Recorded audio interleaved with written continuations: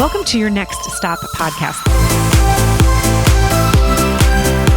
Welcome back to your Next Stop. This is Juliette Hahn, and I say it every single time. I'm so excited to share someone that has followed a passion. And so welcome, Michelle Phillips. How are you? I am fantastic and excited to talk to you. I know. I love it. So I'm going to preface. I'm first going to have everyone, because I know people love to go kind of look at websites and look at Instagrams and stuff like that. So your website is key to like the number unlock.com, and your Instagram is key performance.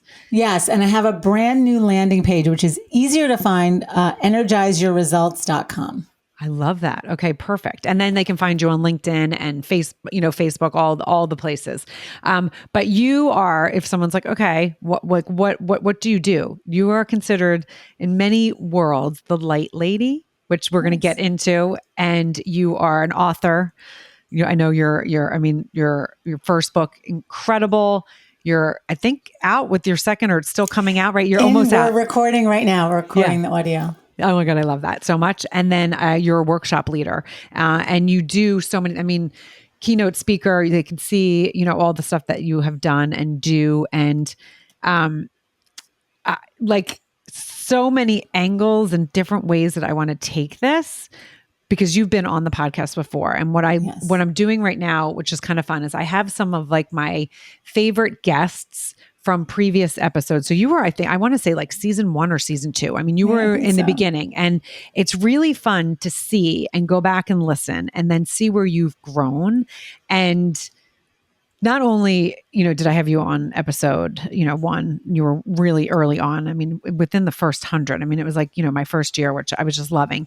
We are also neighbors. Yes. And so that's also fun, because we also get to see each other. We haven't gotten to walk this summer because we both have been all over the place, but we also get to catch up. And one of the things that is so important, and why I love kind of you and your energy, is like we really connect, and we really kind of feed off of each other, and we like kind of brain dump on each other and then go. And you've been doing this, the space that you're in, for years. Years and years. So 25, it's kind of, yes, if I'm counting, but who's counting? Right. But it's fun for so you guys can go back and listen. Michelle Phillips, her podcast episode.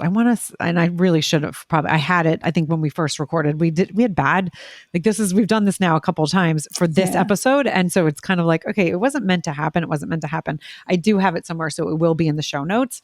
But if they want to hear kind of your history and where you are, but I kind of want to jump into something that's so beautiful about you is the way that you look at life. You sit when you need to sit. You allow feelings, but you also don't sit in feelings too long, and you know how to kind of work through all of them. And you're really good at talking about it. So like one of the things, and my listeners know, my son's going off to college, and you and I had just had some really good conversations. But this year you lost your father, and that was a really, really hard thing. And I remember one of the things that you said to me, and I was like, oh my gosh, I love the way Michelle looks at life. You're like, I'm really sad, but I choose to also look for signs to know that he is here and know that he's with me. And that's how I choose to live through this grieving process. And I was like, oh my God, I love that. I love that, because that is a mindset I have.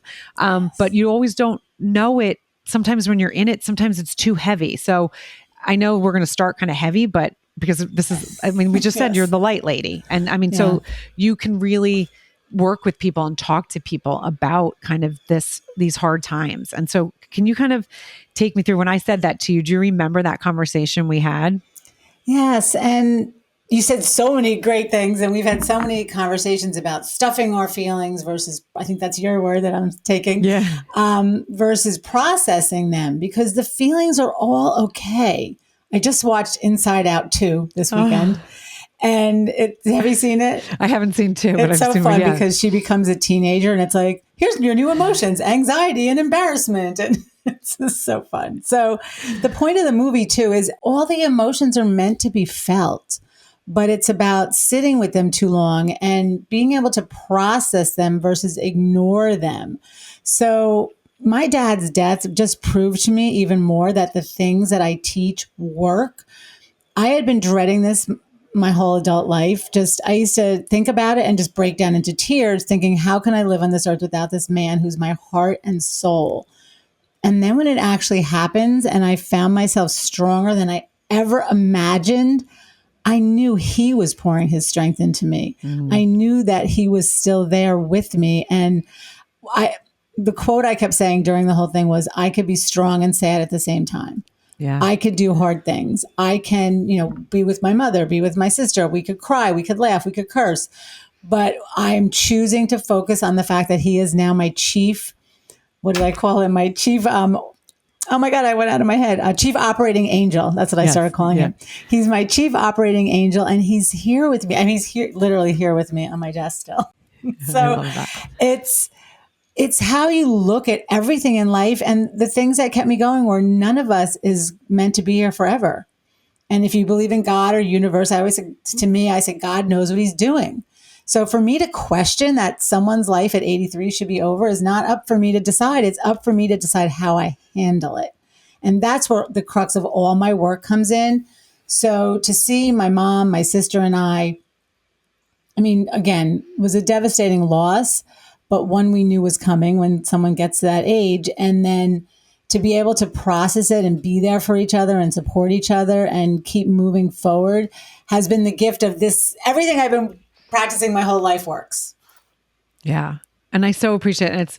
It's interesting that you brought in Inside Out. So one of my closest friends, the one that died, Susie, that died from frontal lobe dementia. Remember you told me about her. That was one of her favorite movies. And especially as she was really suffering from frontal lobe dementia, we would always put on the movie and she would watch it, but it was one of her kids' favorite movies. So before she really suffered from frontal lobe dementia, she would watch that. So every time I'm like, can I watch it now? Oh, I don't know if I'm in the headspace to watch it. Because it brings up different feelings and memories for you. Yes. And as my oldest is going off to college, I was like, I don't think I need to bring any more feelings into this. when he goes off to university and I'm sitting and I'm like, okay, you know what? I want to think of Susie and think of all these things. I'm going to watch it, but I just have not. And there's a reason for it. So I love how you said all that, Michelle. And can you take us through a little bit of I want to preface your first book and how your first book came about because of the work that you were doing in the field. Yeah. So I've been doing this, 25 years. I started as a sales rep and then doing sales training for Verizon Wireless. I started my own business in 2000 when I spoke at a grad class at Fordham, and this woman heard me speak, and then she hired me for her company, and it's been off to the races ever since. So my first book, Happiness is a Habit, is based on the habits of happy people. Mentally, physically, spiritually, and emotionally, what are you doing for your life? And this was through my own process. In my early 20s, I wanted to be fit, right? I wanted to be pretty and skinny, and so I started learning how to work out.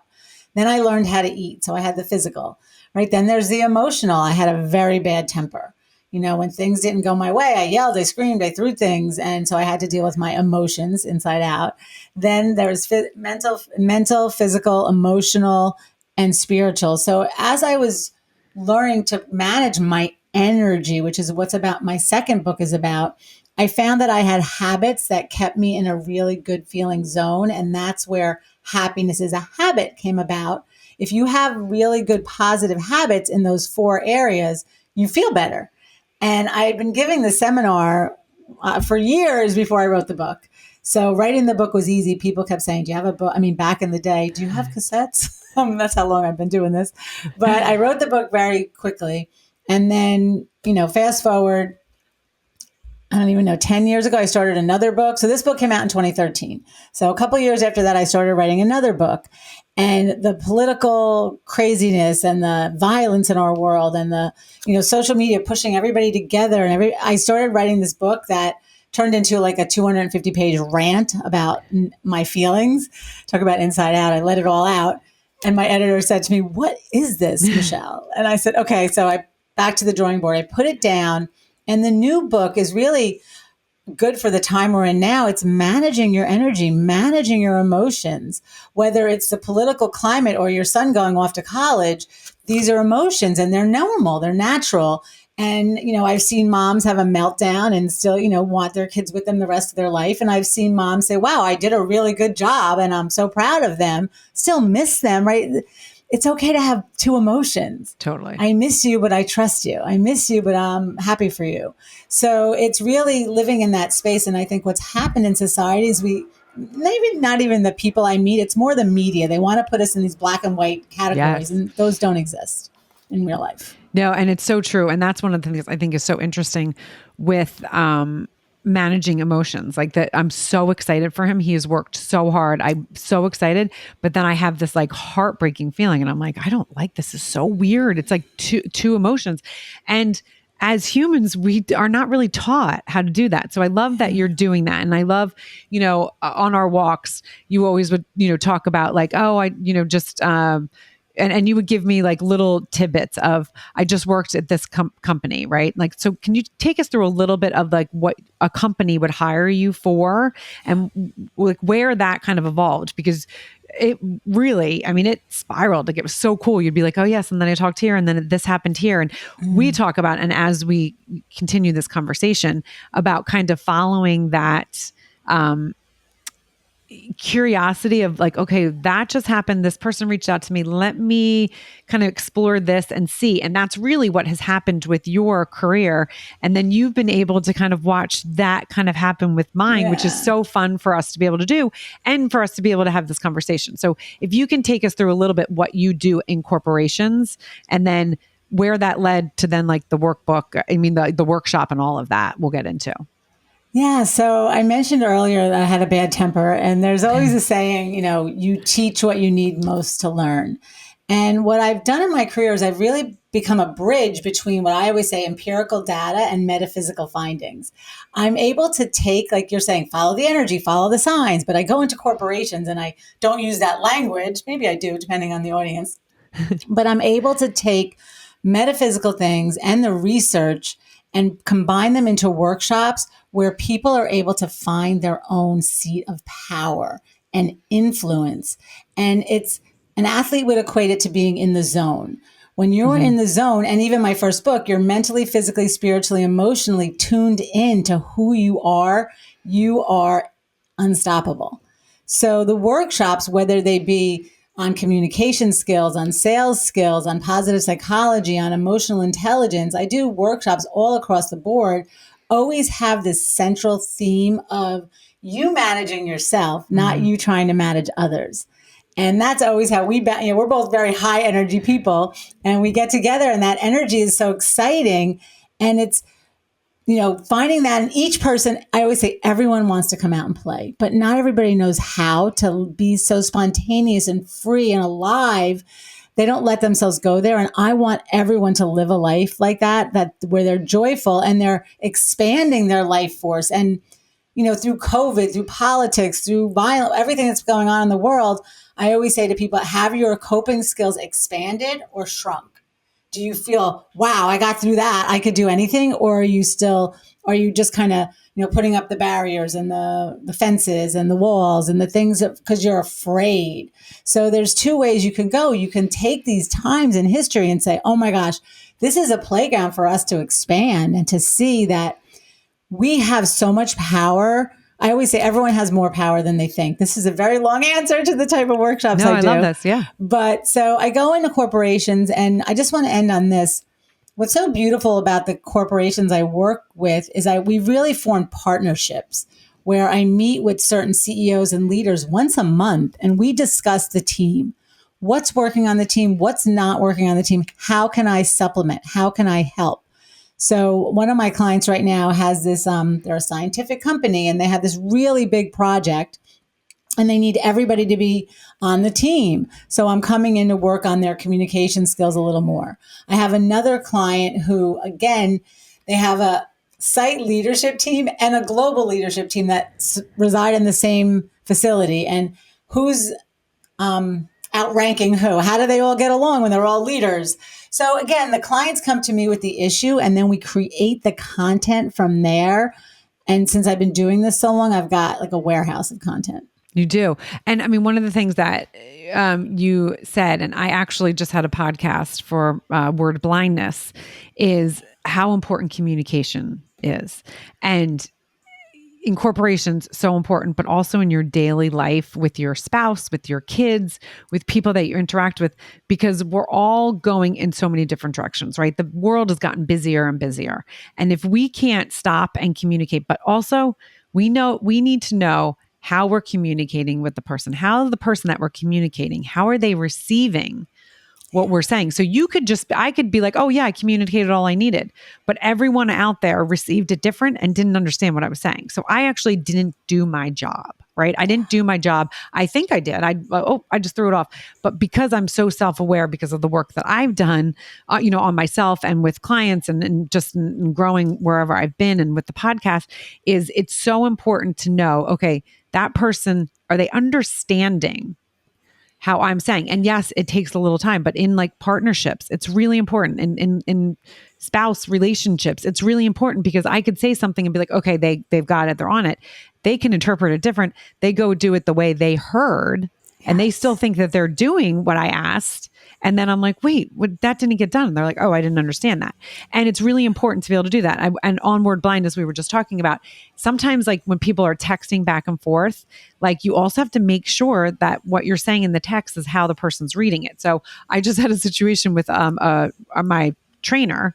I was like, okay, can you work out these days? Da, da, da.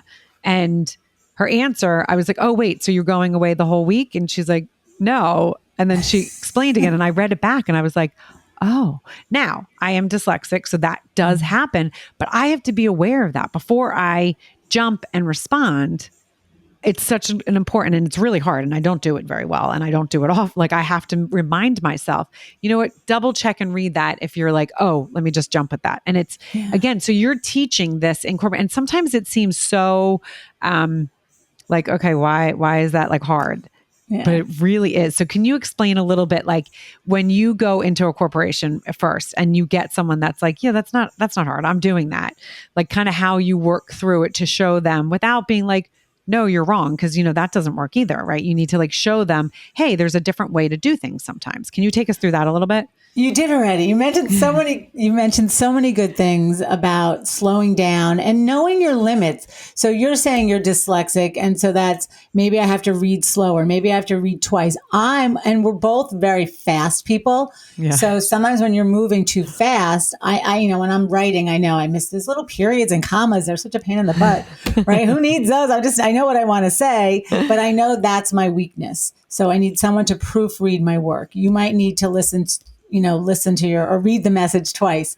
The biggest quote I love is, no, I just lost it. Oh, communication lies in the response it gets.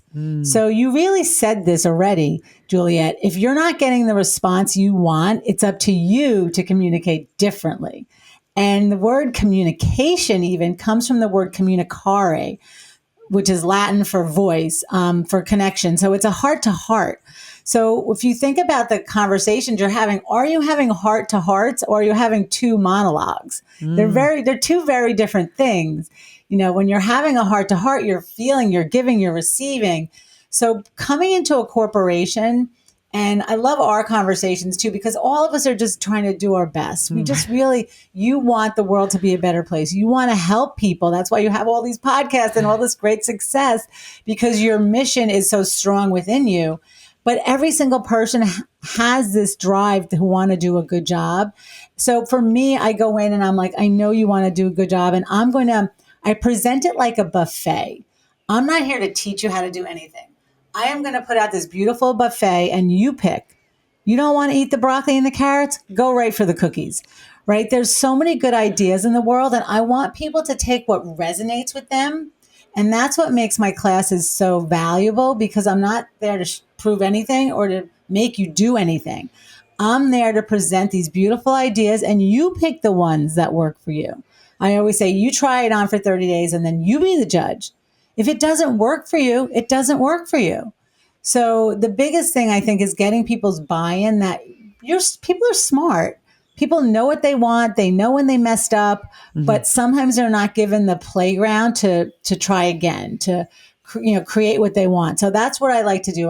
Call it a play shop if you want, where we're going to throw out these ideas and then I want you to play with them. I want you to try them on. And I even suggest try communication skills when there's no high stakes. When you're buying your coffee, when talk to the person online in the supermarket, like these places, we're bumping into people all the time. You and I met in the post office for the first time.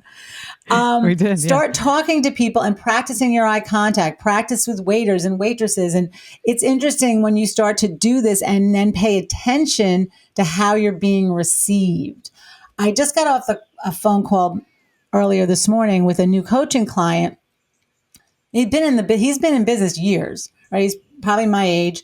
He's been in the business a long time, and he's got this recent feedback that he's micromanaging. And he admitted to me, I'm a perfectionist, and I don't want to see people fail. And but again, you have to give people that leeway to make their own mistakes with guidance and then see their gifts. That's the other thing. I'll end with this. I'm really good at seeing through to people's hearts and seeing their gifts. And then that helps them open up in my workshops.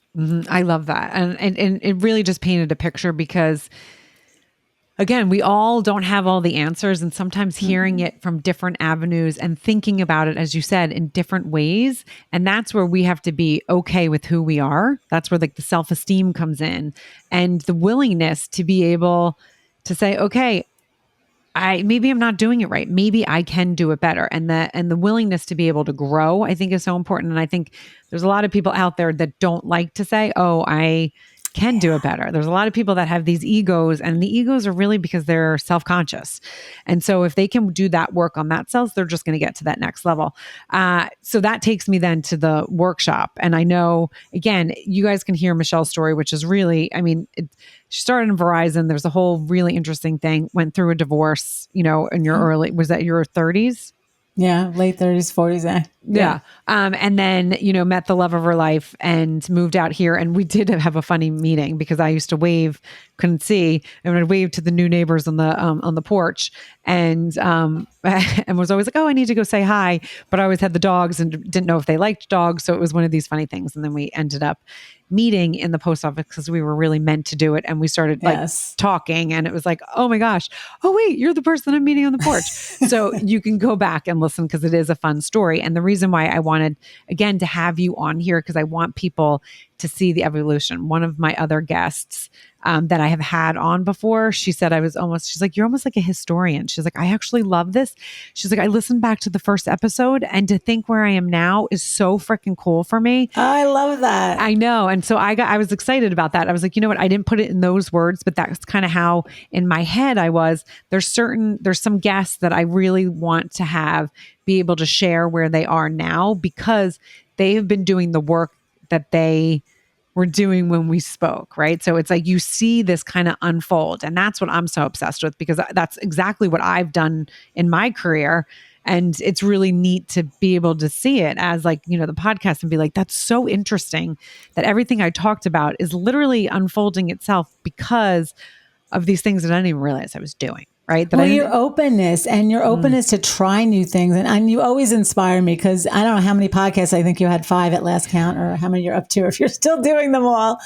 But it's, it's not always your first iteration. It's like, let me try this, let me try that. Don't give up. That fire in you is fierce. And that's what you want to teach other people. The fire doesn't go out just because the road you took didn't take you where you wanted to go. And that's what I love about you, because I've never ever seen you. I've seen you say, I'm overwhelmed, I got a lot going on, but you never quit. Right. And because someone because it's funny in the world, some people will be like, wait, you're doing that? And how are you doing all that? Like, it almost seems like I'm running from something because I'm doing too many things. And I'm like, no, that's actually, I could see where that can see, like, it looks like I'm workaholic. That's not the way it is at all. It's these opportunities have presented themselves. I say no to, I can't tell you how many things, because that's sometimes people will be like, wait, you're going to the Hall of Fame next week, but you now have this other job, and what? Right. And I'm like, yes, because it all is fitting in. And when it doesn't, I know that means I need to say, okay, what did I learn in that situation? Is that still serving me, or did I learn what I was supposed to do, and that brought me to this other opportunity, right? And so And that's so wise, Juliet.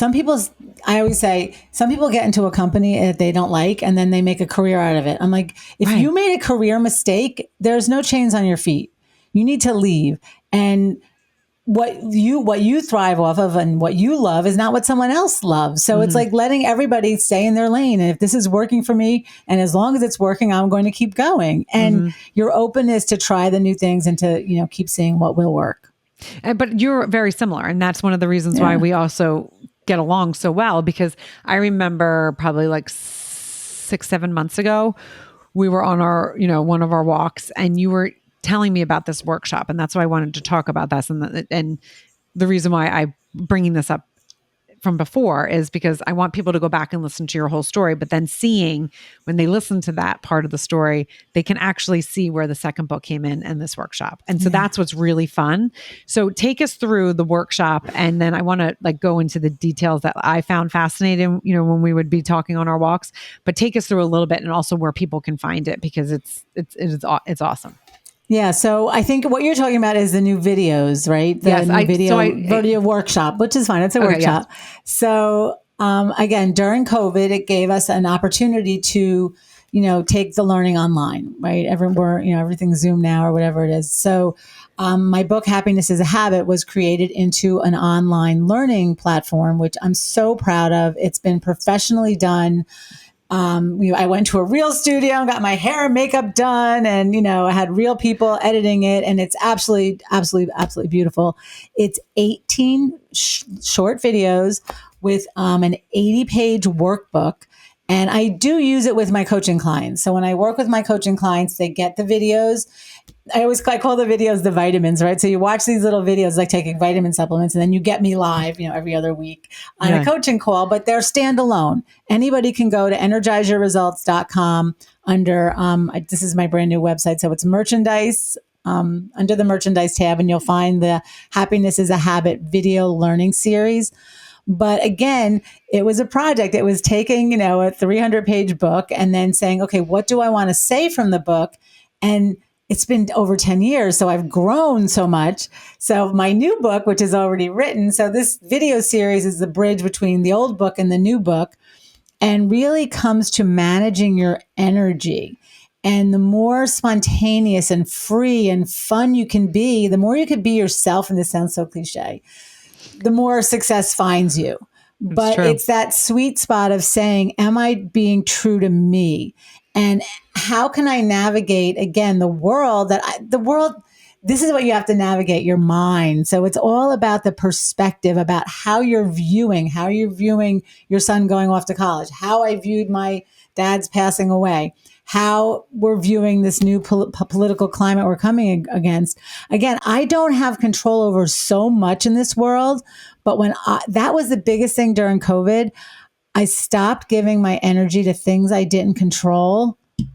It's such a relief. It is a relief. And if I could just focus on what I control, and when I get into what I control, I become more powerful. You become more influential, and you become someone people want to be with, want to work with, want to follow, be on their team.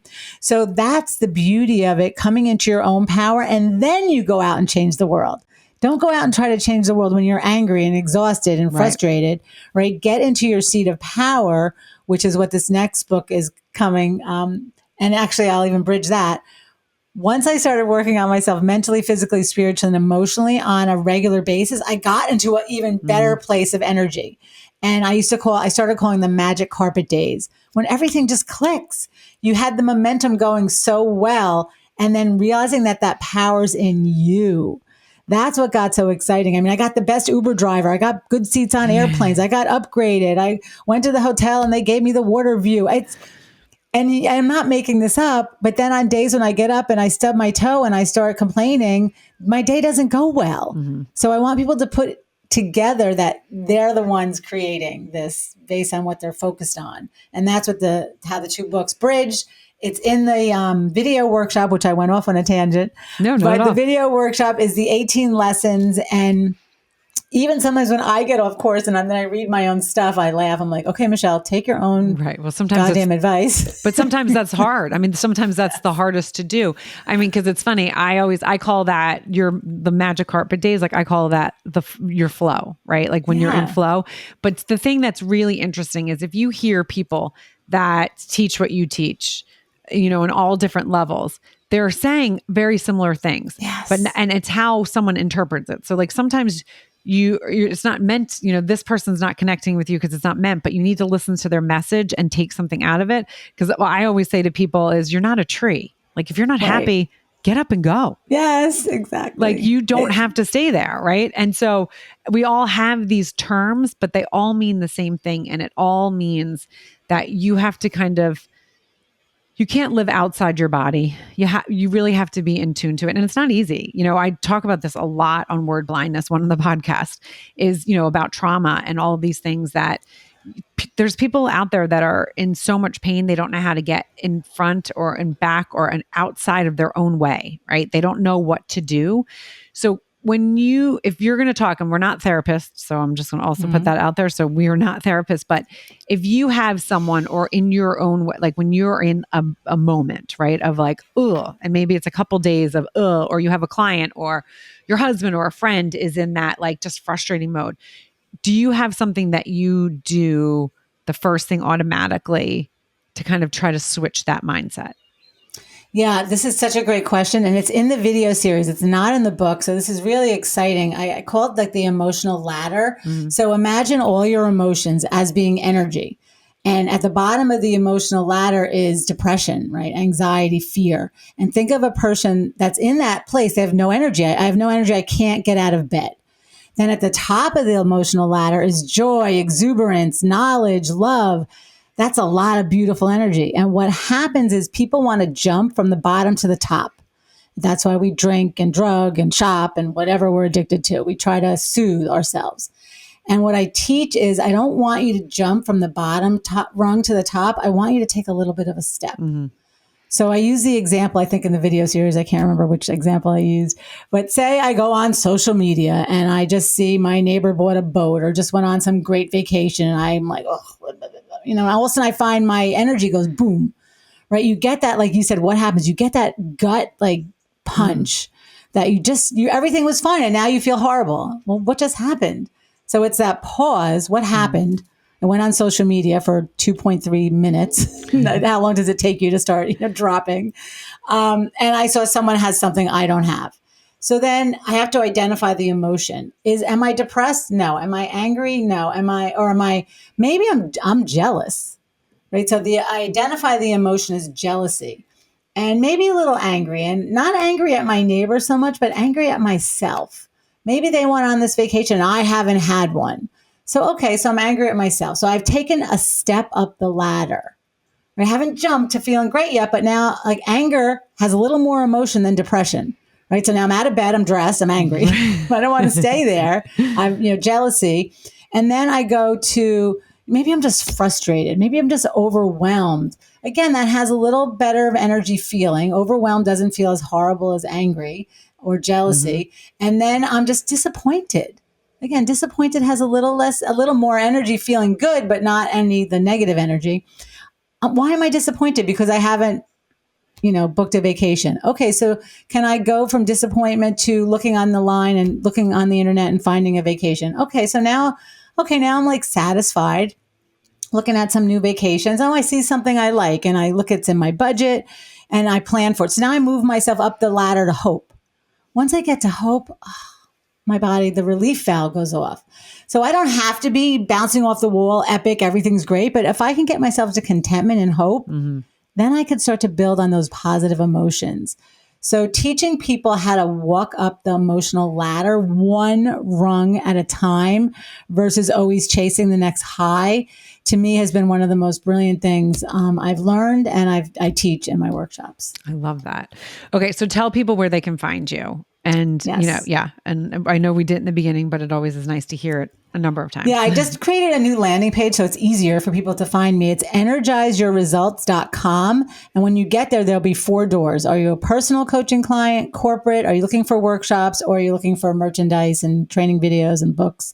It makes Perfect. it much easier to navigate. I love that. And then they can also find you on LinkedIn, Instagram, but where do you, on social media, bringing that up? Is there a place that you hang out a little bit more? Do you give updates on one of the platforms more, or it's really kind of just the website is the best place to go? Really good questions. I don't play on LinkedIn as much as I should because I don't have as much fun. I'm all about fun. Yeah. So Instagram is at Key Performance, and Facebook is Michelle Phillips and Associates. If you go to Instagram, you'll find everything to connect me with the other sites. Yeah, so that's good. Yep, and it's Key Performance. Perfect. And is there anything you want to end with? Just what we said before, keep positive energy, put energy and enthusiasm to everything you do, and you always have more power than you think.